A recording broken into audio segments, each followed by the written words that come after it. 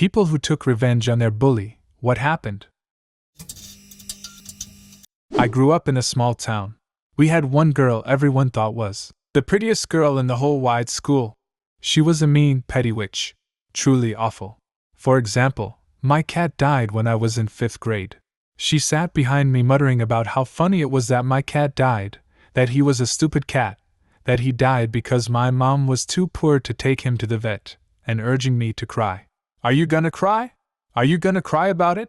Like a big baby? Big baby cry over your stupid cat? Everyone's gonna see you cry. You're about to cry, aren't you? And so on.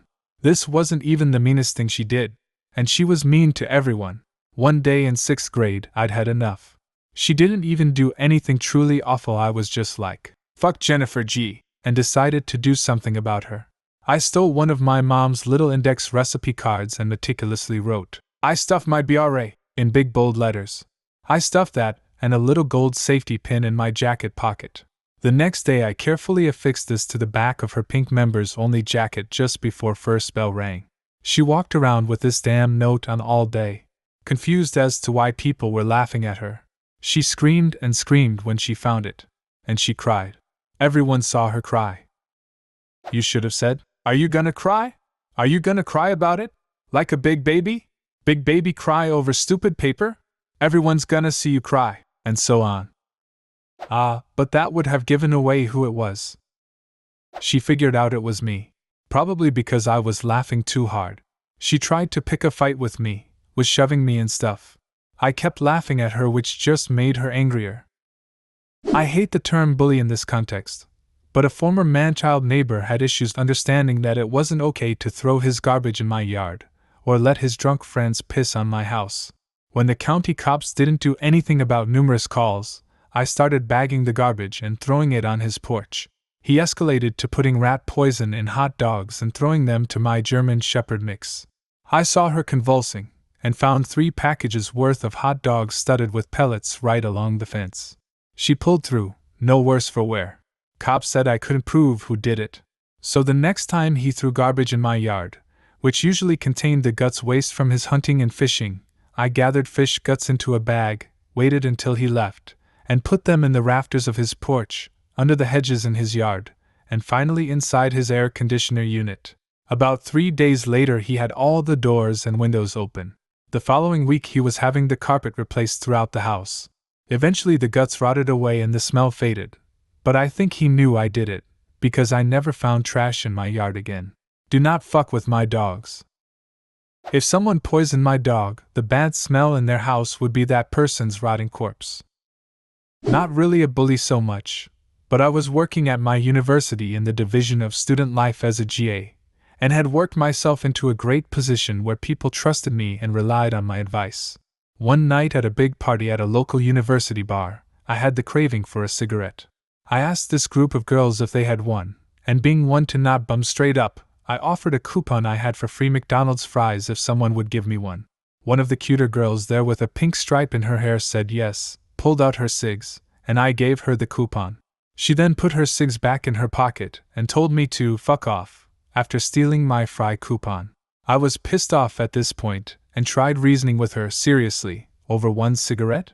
She then called over a couple of guy friends and said that I was falsely accusing her of stealing from me, and her friends all backed her up. She looked me in the eyes and said, "You shouldn't be so trusting." Fast forward to Monday, we had job interviews for the division and I happened to be passing through replacing a computer. I also happened to see the same pink stripe in hair individual that had stolen the McDonald's coupon from me the week before in line. I went to the person conducting the interviews and told him that she was a thief and a liar. On my way out, I smiled and waved. She didn't recognize me. She didn't get the job, and the interviewer thanked me for my contribution to the interview process. Oh my God, reading this felt so nice. I was bullied heavily in middle school. I wrestled in high school. At a competition, I found I had to wrestle Josh. He was one of those bullies. I knew I could pin him, auto-win. Told my coach about him, and my goal wasn't to pin him, but to hurt him as long as possible. Wrestling match starts. I do every move I can think of that hurts. Didn't try to get him on his back, just kept trying to and jacking up his arms, shoulders. took a couple shots and checked his crotch with my shoulder since he wasn't wearing a cup. I did the full 6 minutes and won 12-1 on points. He cried. Entire team went ballistic. Coach had told them he used to bully me and they were cheering me on so hard. Felt like the fucking king of the world. I walked off to my team. He limped off to the athletic trainer. My buddy and I pulled a prank on a bully, Adam, during the last 2 weeks of high school. We were hanging out at home playing video games and Adam surprised us by stopping by, under the guise of wanting to be friends, despite having picked on us for the better part of 4 years, and one time, stabbing me with a pencil. Within about 5 minutes, he was pressuring me to write his final assignment for him, a speech for debate class. At first I said no, what is this, some comic book cliché? What will he demand next, my milk money too? But my buddy kept winking at me, putting the pressure on, and convinced me that we should do it. After some negotiation, we agreed to put together a speech for him, but only if Adam would pay us $25, and also pick up a rather elaborate dinner order from Wendy's for us to eat that night. He agreed. My buddy and I ate well that night. And we had a plan. What we actually gave Adam was a quickly and pretty poorly written, and somewhat incendiary, speech about the silliness of Martin Luther King Day, and how, if America really wanted to celebrate a true hero, it would instead be Joe Namath Day. I'm serious. That's what we wrote. We honestly believed Adam would read this at home, realize he'd been had, and be forced to rewrite and memorize a new speech in the wee hours of the night. Except it didn't go down that way. Imagine my surprise when Adam actually delivered that very speech in class the next day. He didn't have the memorization down, he kept referencing his papers, but he marched on. And the look on our teacher's face was just priceless. I think I peed my pants. I was giggling so hard. The other kids in the classroom were in shock. As I recall, the teacher made Adam stop his presentation. She told him to leave the classroom, and she yelled at him in the hallway. As far as I know, Adam never fessed up that he hadn't actually written that paper, and I'm still not quite sure he ever really figured out just how brilliantly he'd been played. When I was about 7 years old, there was a girl on the bus who would pull my hair and pick on me. I would come home crying. My parents asked the driver to move our assigned seating, but they refused. My dad asked me how I could fix the problem. I responded, "How can I do anything if I'm not allowed to hit?" As was the rule. "Dad, you're not allowed to hit, but you're allowed to not get hit." He explained what I should do and I did it. When the girl sat next to me, I should put my back against the wall, my feet on her thigh and slide her off the seat. She fell, cried, I got in trouble and the assigned seating was moved. Problem solved. Apologies for the formatting, as I am currently on mobile. It's ridiculous that you weren't allowed to change seats despite repeated complaints, but you push back once, and it all changes for her. I have a feeling the bus driver wanted me to stick up for myself. I am a guy. Possible sexism. In my secondary school, when you were about to leave, you'd wear your school uniform shirt on the last day and people would sign it for you. There was also an option to wear your own clothes for the last few days. So this guy who was leaving came decked out in the best of 1980s sports fashion, wielding a permanent marker, and instead of signing the shirts of leavers he went around scribbling on the shirts of kids who were younger.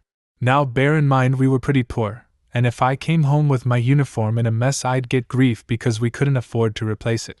He grabbed me and scribbled all over my shirt and somehow, using as yet unknown quicksilver powers, I grabbed the marker off him and managed to scribble not only all over his Sergio douchebag windbreaker, but all over his face and neck.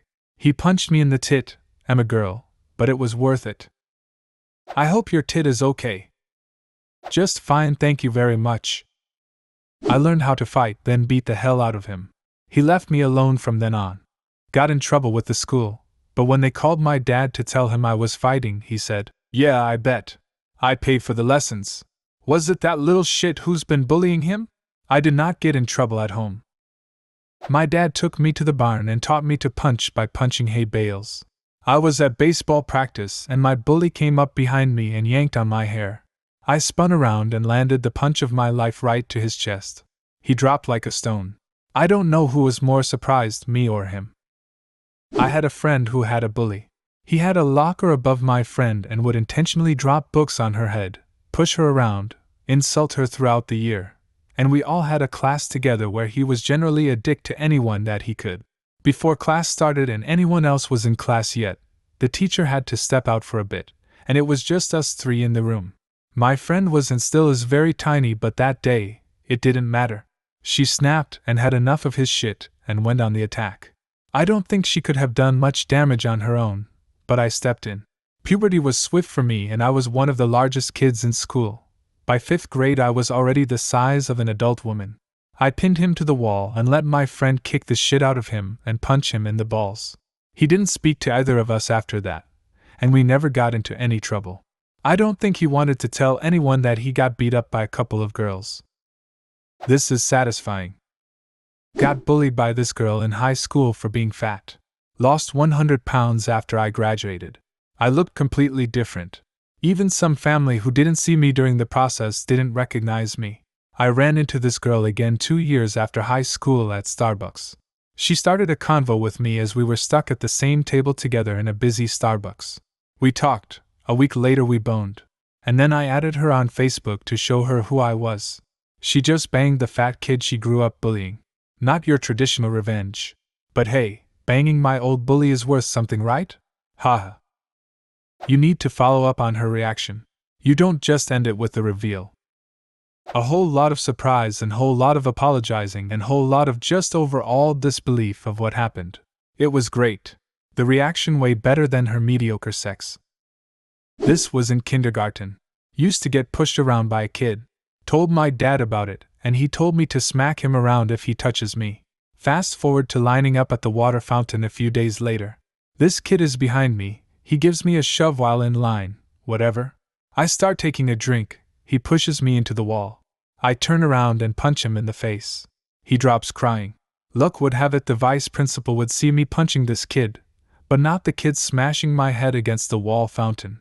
So I get called into the office, and my dad is called for a meeting. And this is where it goes south for the vice principal. Dad comes in, all pissed off, he works nights, was woken up mid-sleep, and wants to know why I was called to the office. Vice principal tells him of what he saw, and I tell my dad what happened. My dad then proceeds to ask the vice principal, "How in the fuck echoed down the K3 hallway, do you decide to discipline my kid but not the other kid who has a history of violence in the school?" That conversation got progressively heated, and as it was 20 years ago I don't remember much else of it, but I do know as the more the vice principal tried to explain himself in vain the worse his argument became to my dad. At the end of it I wasn't disciplined, the kid never fucked with me again and moved away in grade 6, and the vice principal took a conveniently timed 2-week holiday beginning the day after this occurred, and transferred at the end of the year. Violence solves nothing, they tell you. For me, violence is the only way to keep people from taking advantage of me. Do you have a similar story? Leave a comment, and subscribe to the channel if you want to see more videos like this one.